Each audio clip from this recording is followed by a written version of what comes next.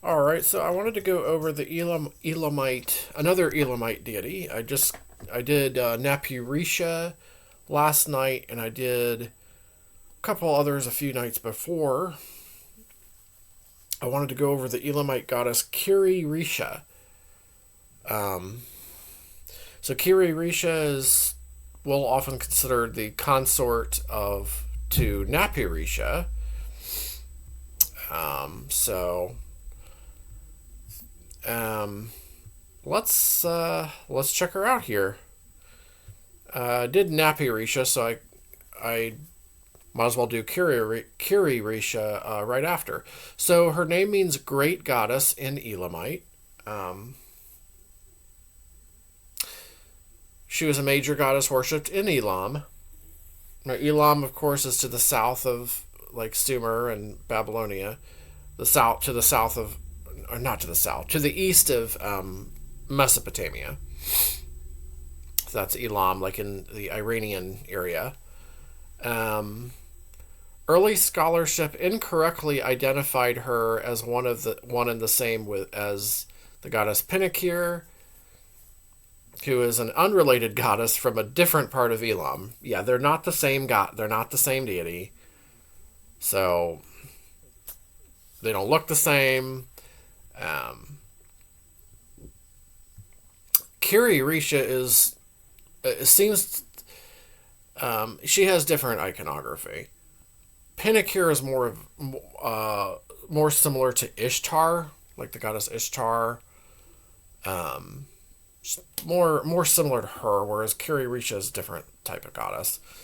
Kiririsha is regarded as one of the most prominent Elamite deities by modern researchers.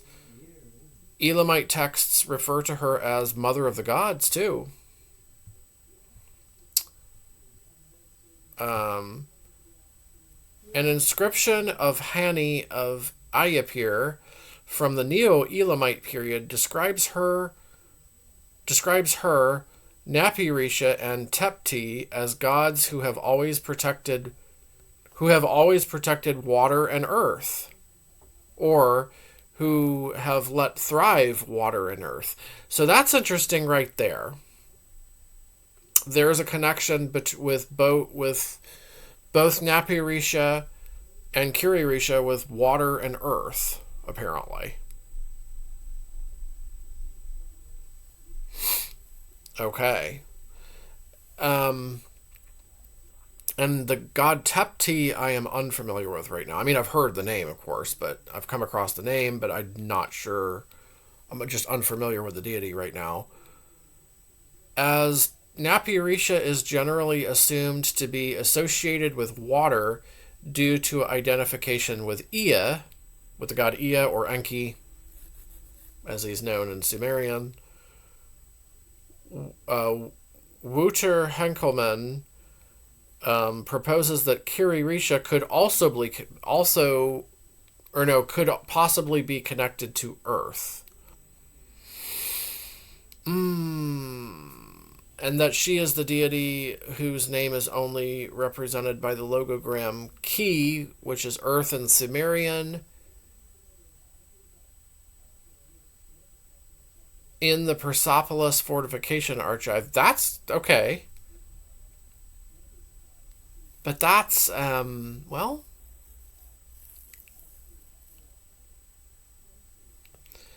Kiririsha additionally also has a possible association with death. Well, I think she has an association with both water and earth, just like Napirisha does. Because wasn't she also depicted with like a water vessel at on the Kurungan relief? I'll have to look at it again. Let's see.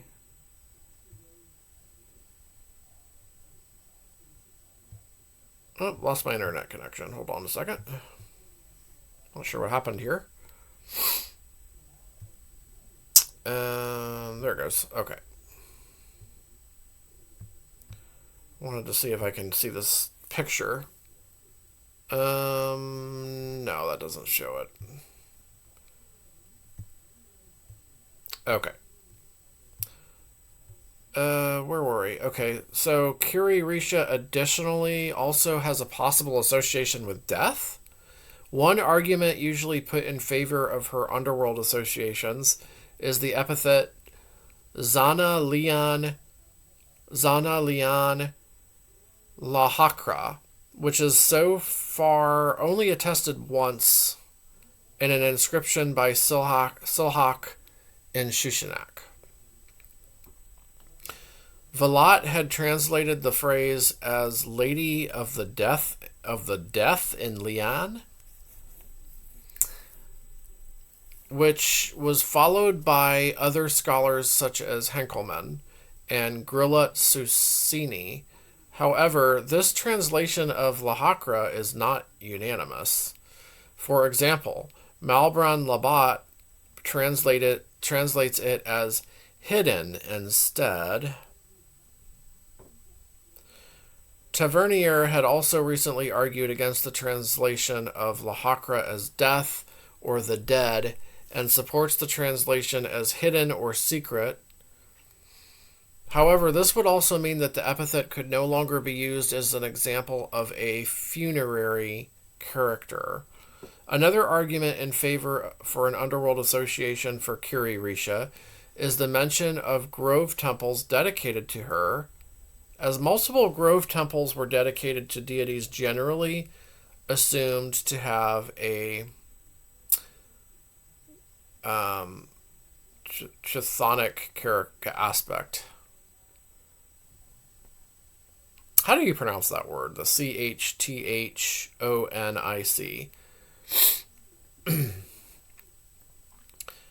aspect.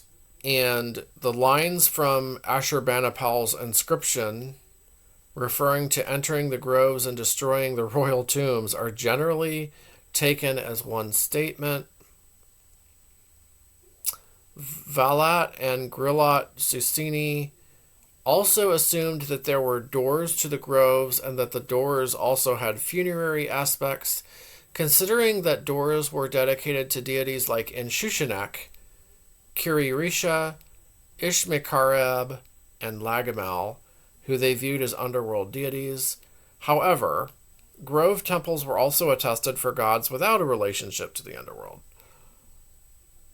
And Tavernier had pointed out that not all the gods Valet and Grillat Susini believed were underworld gods actually were, especially Ishmekareb. Nevertheless, Kiririsha is still viewed to be an underworld goddess. That I'm not sure yet.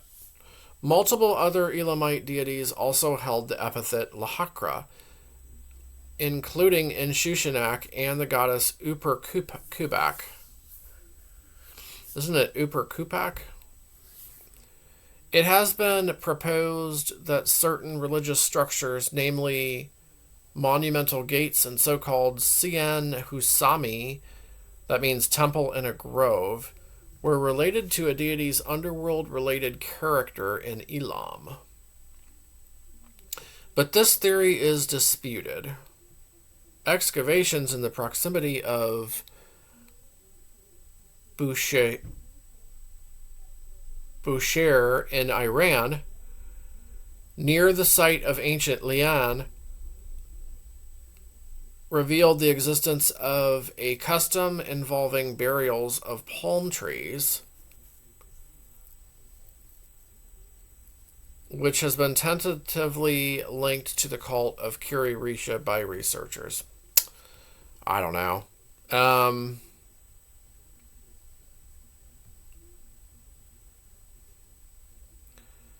Napirisha and Kiririsha are regarded as consorts in Elamite texts. It has been proposed, I thought they were, it has been proposed that they might be the divine couple represented on reliefs from Kurangan and Naksh-e-Rastam. Oh, so there's two different ones. Okay. I've heard of that place too, that part too. That other place name. Kiririsha and Napirisha were commonly grouped with the god Inshushinak in inscriptions, leading some researchers to propose that they were understood as a trinity in the Elamite pantheon. Milan Jahangirfar notes that Elamite groupings of deities varied between specific areas, but nonetheless tentatively accepts the view that Inshushinak, Napirisha, and Kiririsha constituted a triad in the national pantheon. The god Hutran, who originated in Awan, was regarded as a son of Kiririsha and Napirisha.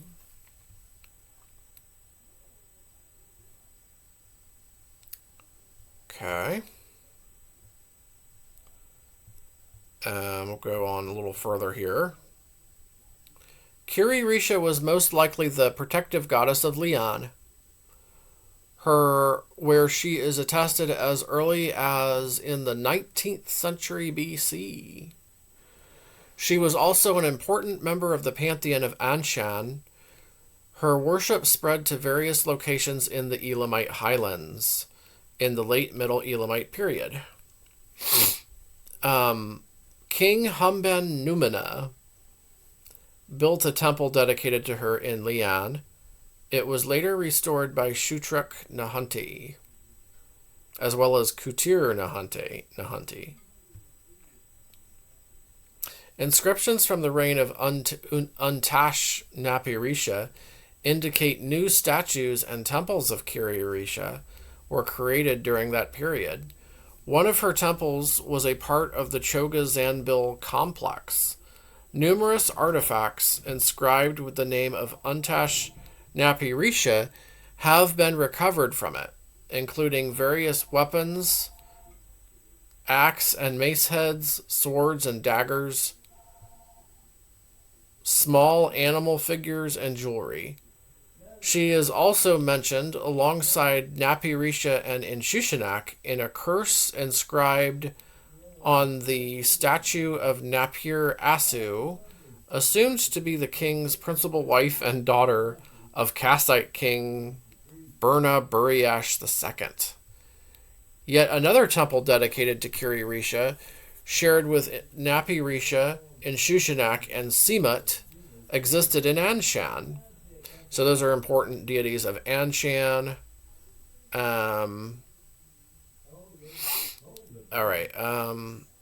It was built during the reign of Hutelutush Inshushinak.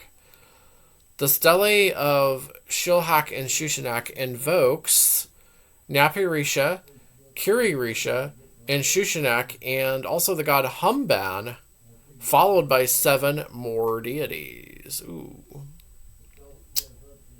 That's a lot. Let's see here. Kiririsha continued to be revered in the Neo-Elamite period. In the Neo-Elamite period in Susa and in Ayapir, Hani of Ayapir mentioned Kiririsha in a curse formula alongside Napirisha and Tepti. Okay, so... Alright.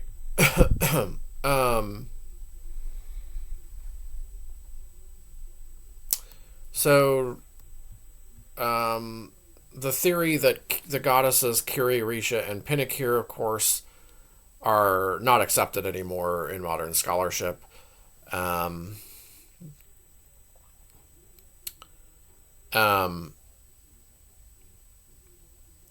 Kiririsha and Pinakir have their origin in pantheons of different parts of Elam, Lian and Awan, respectively, and they were worshipped separately at the Choga Zanbil complex, and both appear in an inscription accompanying a bronze relief from Susa. Additionally, while Pinakir is compared both in ancient texts and modern scholarship to goddesses Ishtar and Ninciana, that's Ninciana is an Ishtar-style deity. Close. It's the personification of the planet Venus. Um, Kiririsha is instead regarded as similar to Ninhursag, the the mother goddess, Mesopotamian mother goddess, Ninhursag or Ninma. Um, so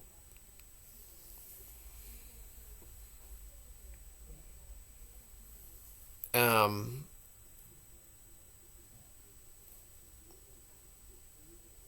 the view that Kiririsha and Pinakir were one deity pioneered by Hines led to the formation of a theory that the latter was a mother goddess like her. However, the title Mother of Gods associated with Kiririsha is only attested for the goddess Mashti from Malamir otherwise.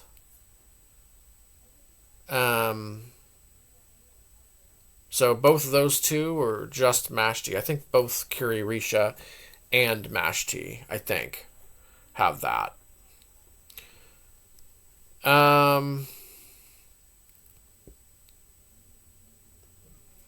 All right. Well, that's the end of that article. Yeah, a little bit short, I guess, but not too bad. So that's for the goddess Kiririsha. Hopefully I can find out. I want to find out some more about her, of course, too, as we go on with the Elamite deities. I still need to do the god Inshushinak, very important deity there, and some others as well. So, yeah, let me know your thoughts and comments below. Anything more that you would like to add about the goddess Kiririsha? And I'll be back with more deity description videos soon.